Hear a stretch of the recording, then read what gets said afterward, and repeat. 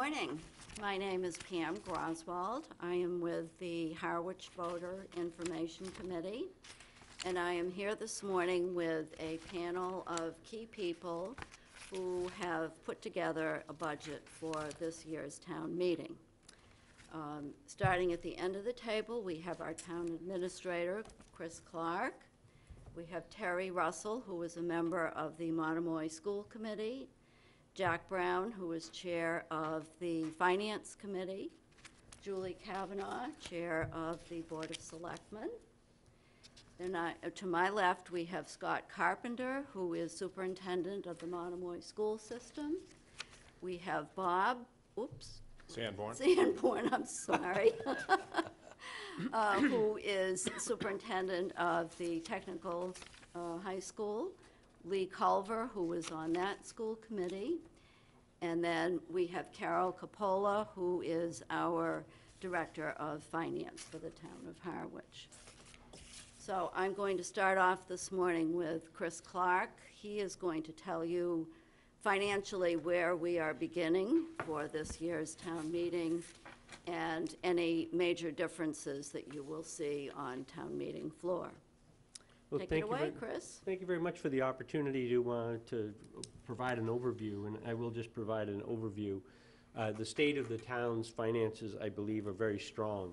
I've been the administrator now for coming up on 5.5 years, and this budget, similar to other ones, does not require an override. So the fact that we do not require an override means that I think we are living within the means of Proposition 2.5. One of the things about living in the means of Proposition 2.5 is I think people need to understand a little bit more clearly what Proposition 2.5 does and does not do. Proposition 2.5 limits a town to 2.5% plus new growth, which in our case, if you have a parcel that's not in use and you put it in use, that then has new growth is what they deem that to be. But Proposition 2.5 also allows for a town, when it decides that it has significant challenges and it needs to meet those challenges, how do we go above and beyond 2.5 to meet those challenges? And the town of Harwich has had a lot of challenges. We have had definitely a lot of challenges. A new school in the last 5.5 years that I've been, a new school for Monomoy, a new school under construction for the Cape Tech, the sewer projects, and all 3 harbors. So that is a challenge to take on all that work. So with the effort of Carol, we have put together, I think, some pretty good numbers to show people what the order of magnitude is for that. So in terms of the overall budget, we are about 7% in total for an increase on taxes, but that really boils down to about 3% for all of our operating costs and 4% for those debt exclusion items, all those challenges, capital challenges that exist. The other areas I just wanted to touch upon is in the budget overall, there's usually a few budget drivers. School budgets have been a little bit of a challenge because as our enrollment stays the same or our enrollment goes up slightly and others go down, that has kind of a dramatic effect. And I think the 2 gentlemen have done a good job of trying to maintain their budgets and present responsible budgets. But when you have state formulas that are shifting those dollars around between different towns, it presents a real challenge for us. I think in a nutshell for Harwich, it was $1 million plus for our costs for the school budget.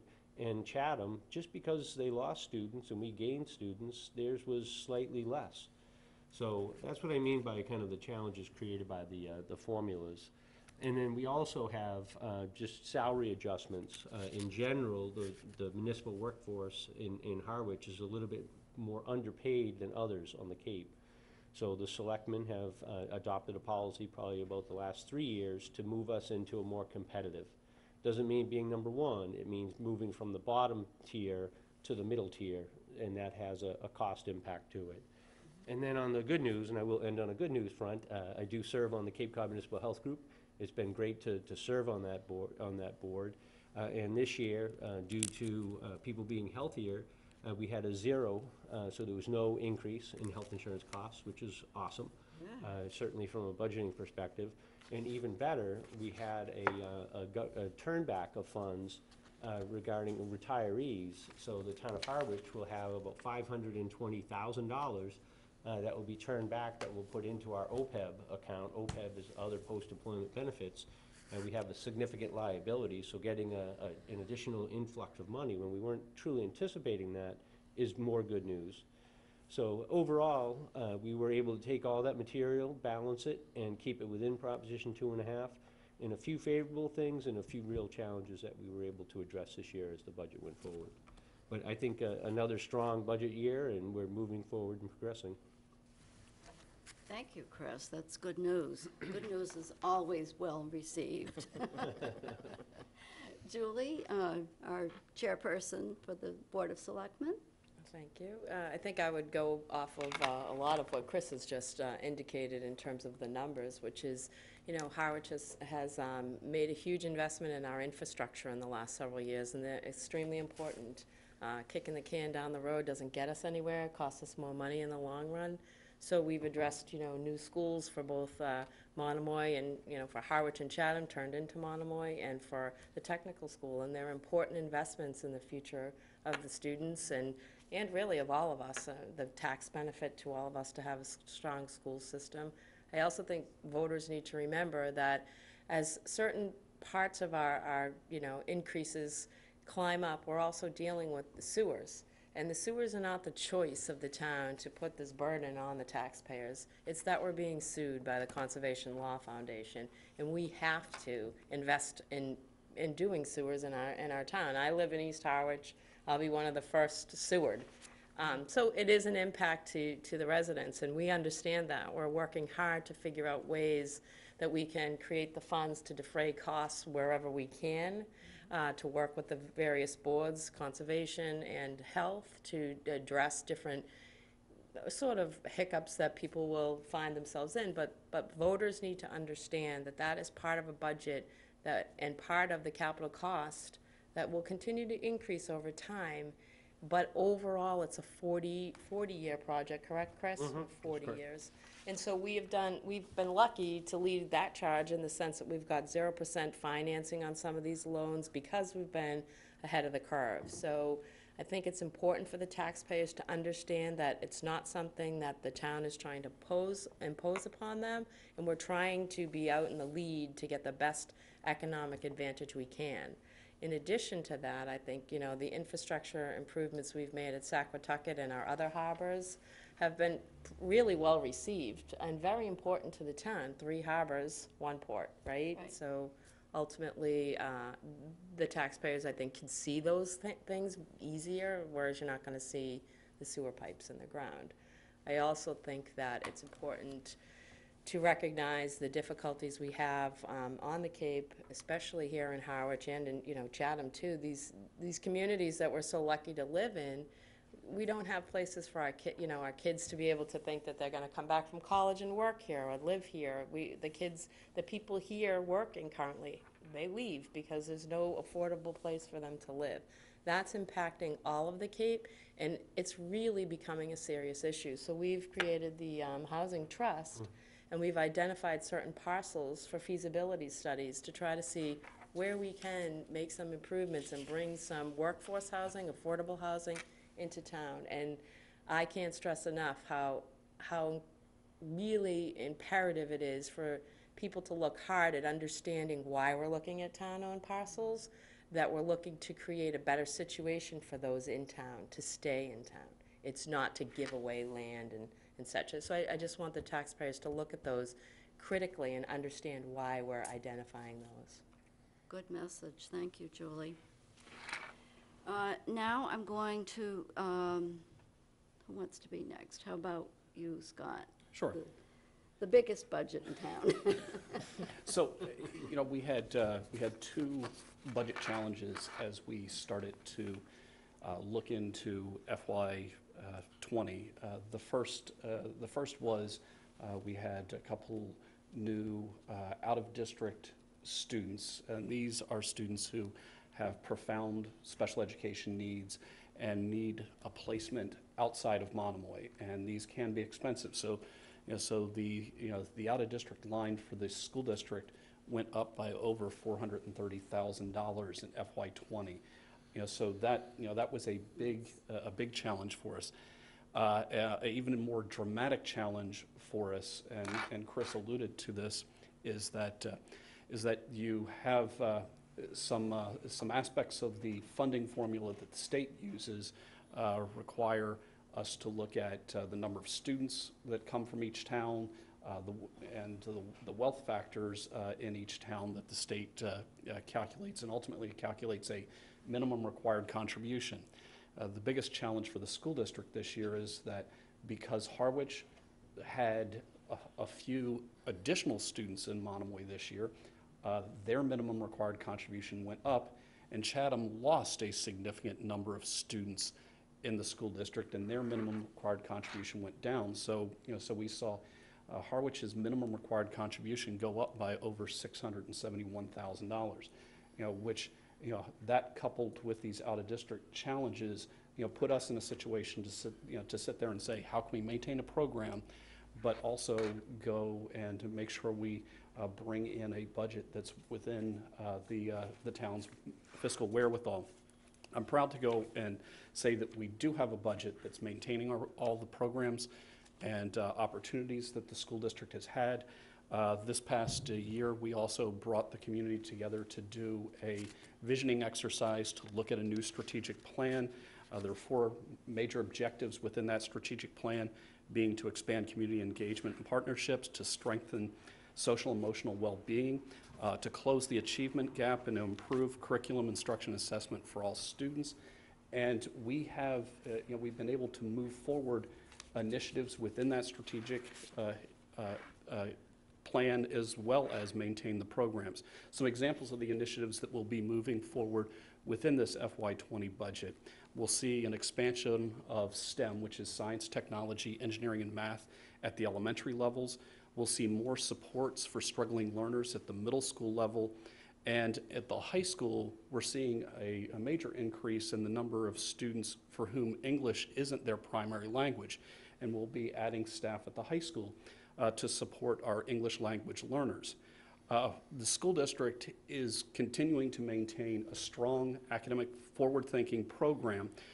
We have, at the moment, the highest ranked, according to the Department of Education, middle school on Cape Cod, higher than any charter school, higher than any other school district's middle schools. And that's something that's, that families are starting to notice. And we're seeing a lot of great trends in terms of our enrollment. We're seeing families wanting to stay with us, so we're seeing fewer families heading off to charter schools, fewer families heading out to school choice, and actually more families from other school districts wanting to come to, to our school district. Despite all that, we're still seeing enrollment challenges. You'd think if all those are in your favor, your enrollment should be going up. But as Julie alluded to, we're seeing a challenge in terms of housing and families just in our 2 towns. One of the things that we looked at when trying to go and bring in the budget to where we did is we've seen a 58 student decline over the last 3 years in Monomoy. Okay, and that's just a decline of the number of families with school-age children in our 2 communities. We actually saw this year a little bit of an anomaly. There was a 25 student increase in this particular year, but that, as I said, that's a bit of an anomaly. We don't imagine that will continue. Will continue. We're not projecting that into the future years. The decline in enrollment is most pronounced in Chatham. Chatham's losing its children at a faster rate than Harwich. We have shuttered 1 classroom for the last 3 fiscal years at Chatham Elementary School, and we'll actually be shuttering 2. So the only school district, or Chatham, in Chatham schools, they had 3 classrooms of elementary students at each grade level, and the only class that they will have left with 3 sections is their 3rd grade section will have 3, and the others will have 2. But that trend is now hitting Harwich for the first time, and we will see Harwich, which has long had enough students to go and support 6 classrooms of kindergarten, will now only have 5 classrooms of kindergarten. There's just not the children that we're seeing in the enrollment. So we're going to see that continue over the next couple of years at Harwich Elementary School, likely seeing seeing us go slowly shrink back from 6 sections per grade level to 5. We were fortunate with the low or the zero increase on health insurance. That was quite favorable to us. We have a new bus transportation contract with the Cape Cod Collaborative that came in quite favorably. By looking at our enrollment and downsizing our staff, which amounts to a reduction of 3.2 teaching FTEs and a handful of support staff, those helped us bring in a budget that is a 2.6% increase over the last fiscal year. We do use $550,000 from our excess and deficiency reserves to again help reduce the assessments that the towns would be realizing. At the end of the day, because of the increase in the minimum required contribution towards Harwich, Harwich's assessment is a 4.04% increase in assessment. It comes to a total of a $26,643,415 assessment, which is increased by 4.04% over the prior year. Chatham, because of the minimum required contribution shift where it saw a decrease in the number of students, Chatham's actually has a slightly negative assessment, so their assessment goes down a little bit by 0.78% as we go into FY20. That gives a little overview from the school side. Okay, thank you very much, Scott. Bob? Sure. You have The first, exciting news. yeah, I'm gonna go on that in a few minutes, but first I want to thank the people that represented Harwich on our school committee and our school building committee, because I think you're well represented on both fronts. So the first is Lee Culver, who's to my left, long-serving member of our school committee, sits on our executive subcommittee and also our safety and security committee. And Bob Furtado, who could not be here today, who's a teacher at the school, an automotive teacher years ago, is also serves and represents Harwich on our school committee. On the school building committee, Chris Clark, who has been an integral member of that committee and serving on several subcommittees, vetting the OPM and the architect, among other things that Chris has done on that committee. Lee also serves on that. Paul Funk from the town of Harwich, who's also our district treasurer, and Bruce Young from the fire department, who is at every Monday morning meeting, which is occurring right now in a trailer right outside our current facility. So on the budget front, we have, I think, pretty good news in FY20. There's several things that have worked in our favor.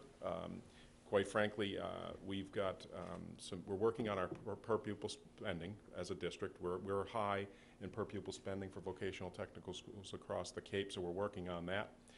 We're also noting that we've had a decline in enrollment.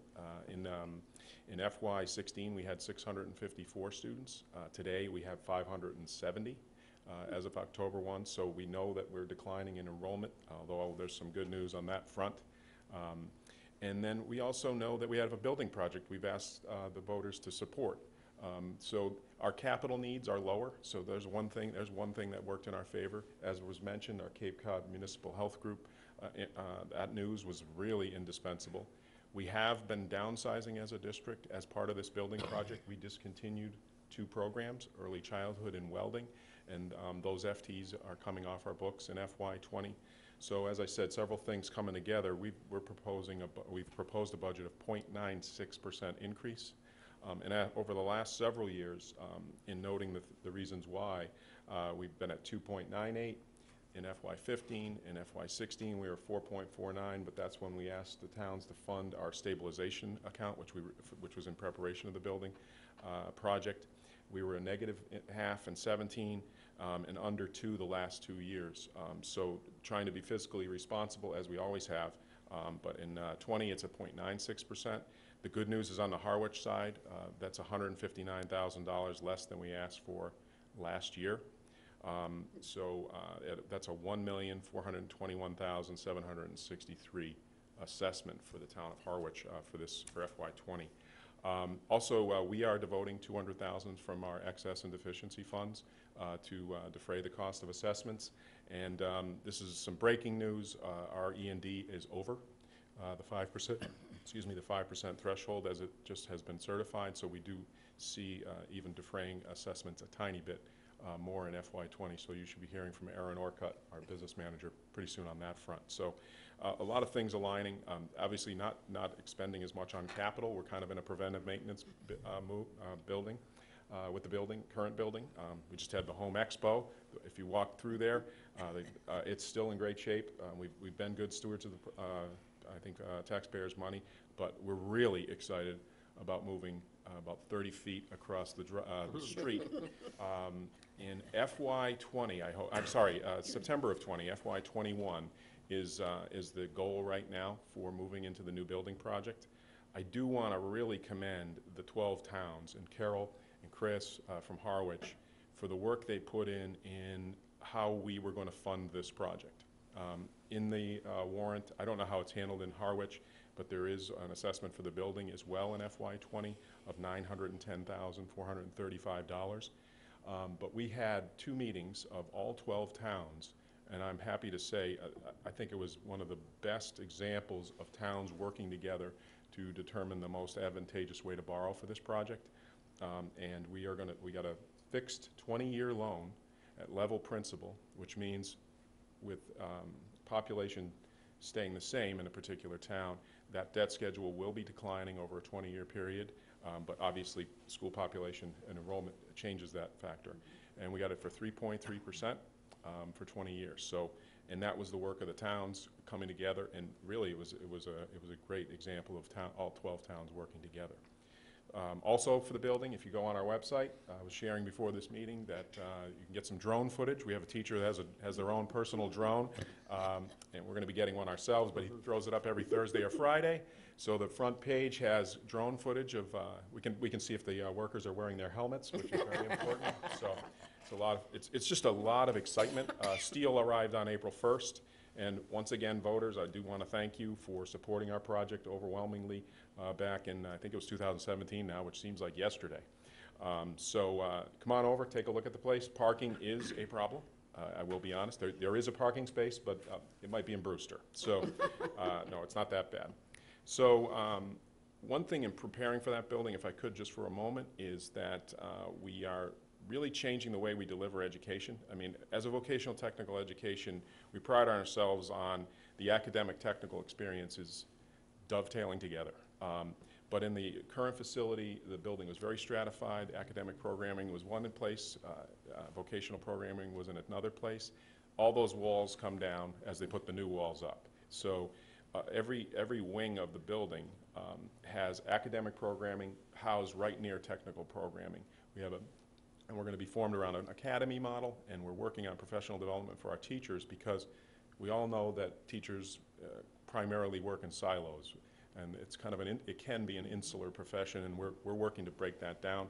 And we look for collaboration among not only technical teachers, but also academic teachers and academic and technical teachers. Cross integration, academic and technical integration is the goal of moving into the new facility, and thanks once again for supporting that.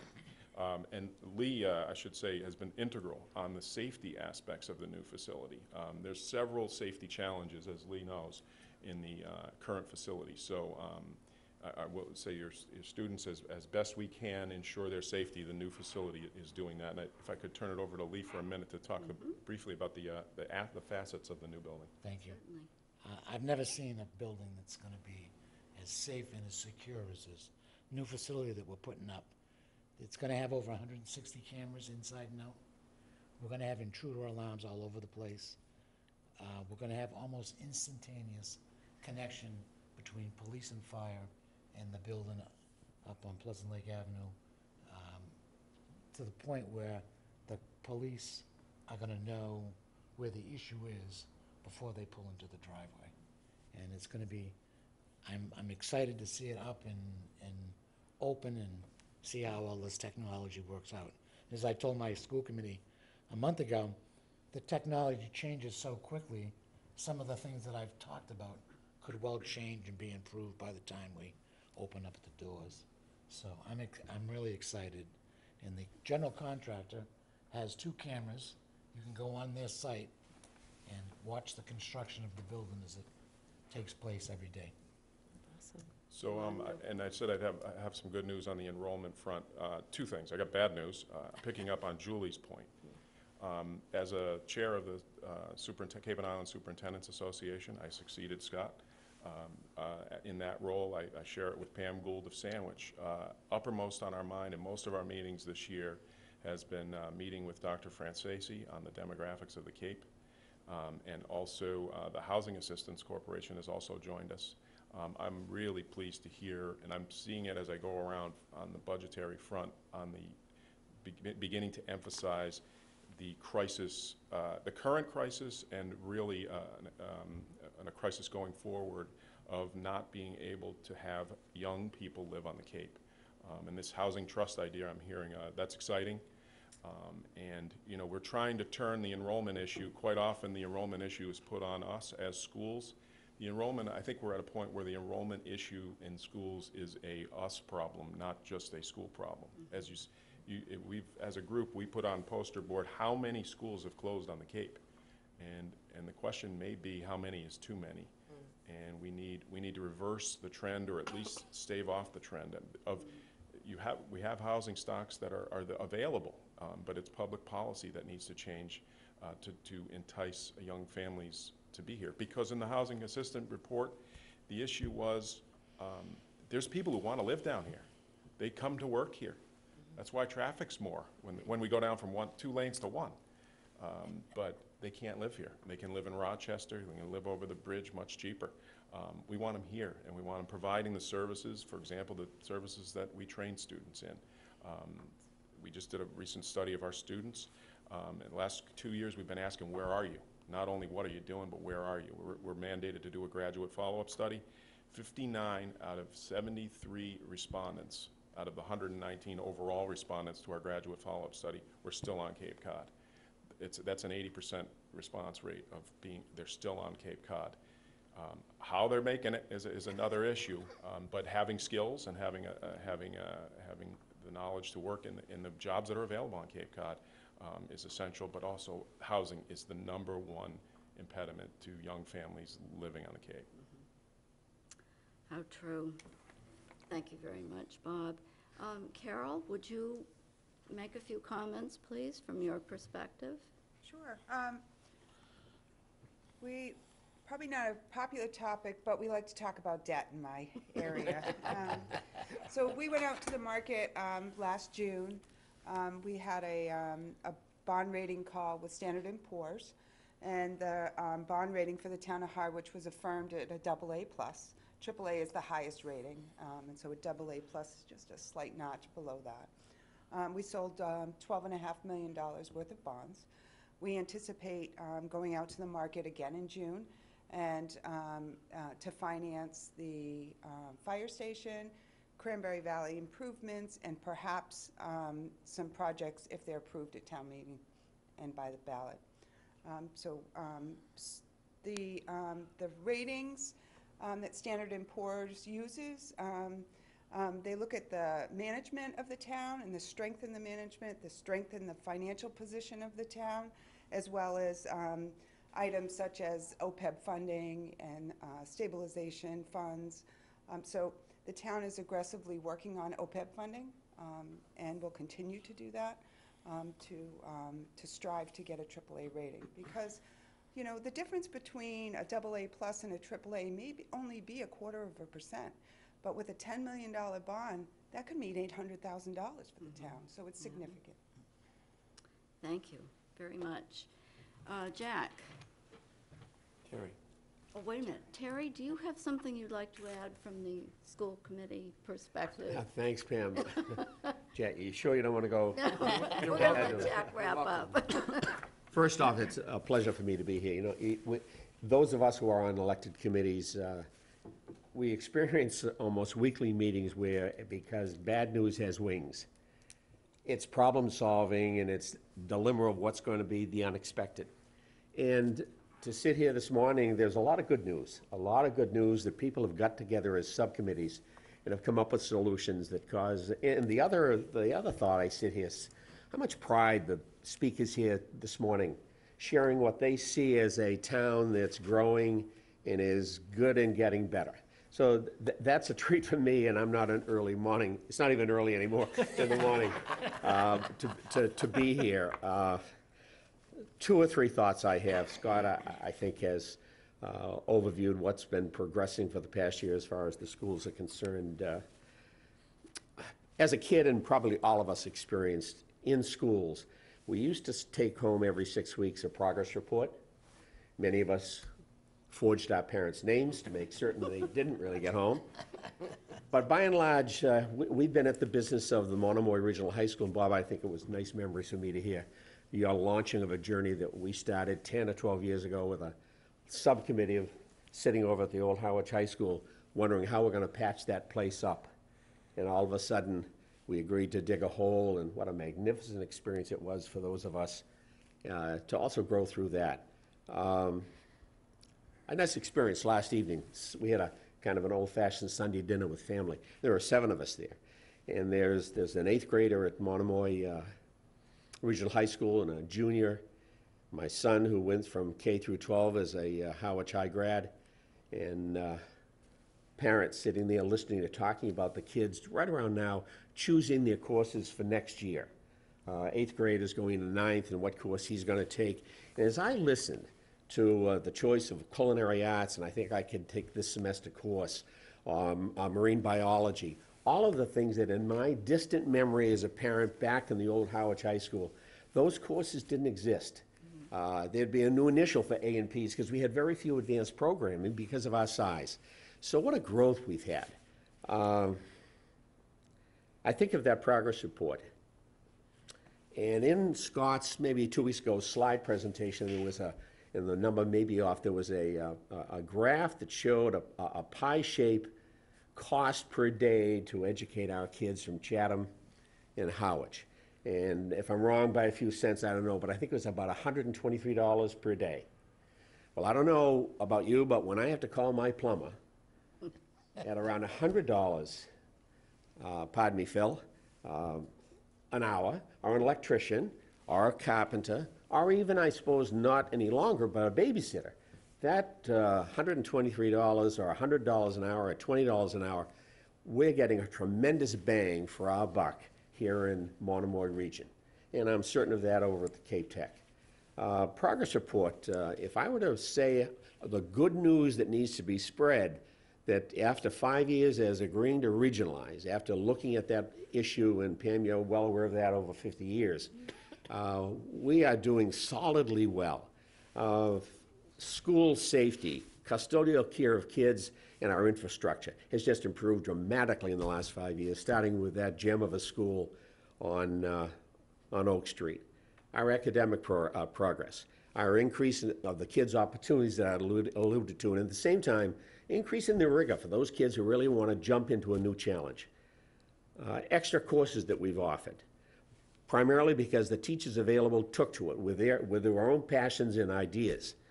Our fine arts program, the play that was presented 2 or 3 weeks ago, what quality of the kids, and not only the quality, but the number of kids that have been invited to share those opportunities in a school with 650 students, where you see a couple of hundred coming out of that backstage and performing in front of their friends and parents.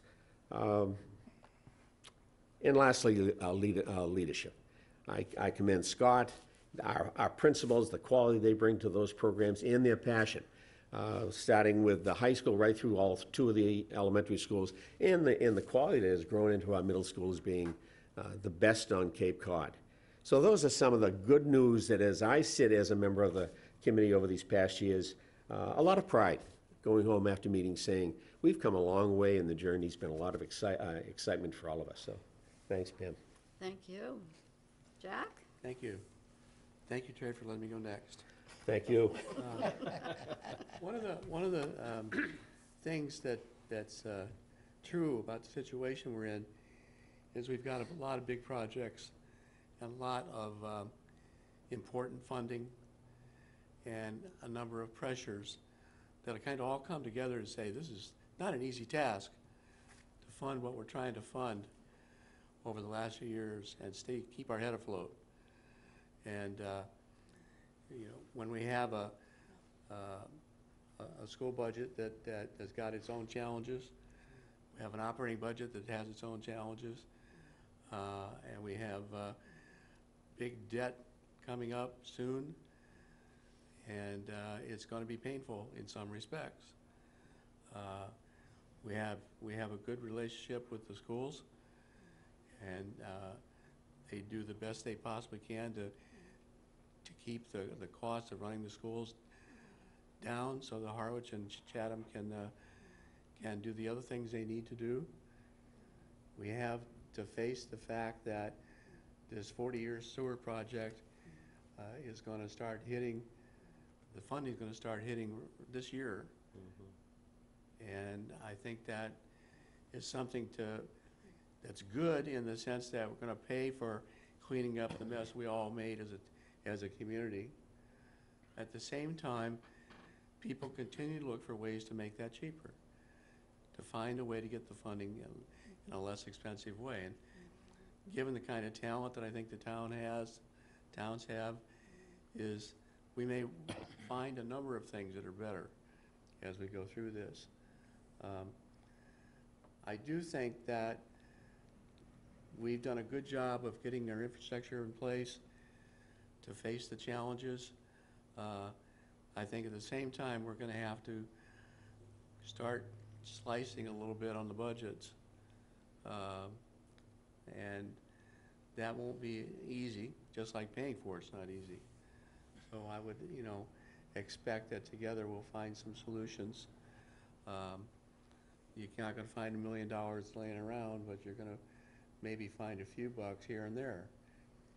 And I think the Finance Committee is willing to work with the communities that we interact with and see if there are some innovative ideas that can spring for the future.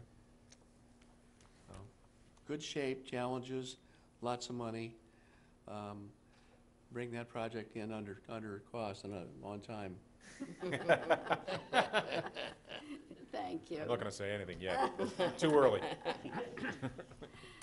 I think the most important thing I can add to this conversation is if I was sitting here 20 years ago, I would have to have brick walls between the people at this table because cooperation was not the kind of cooperation that you're seeing today.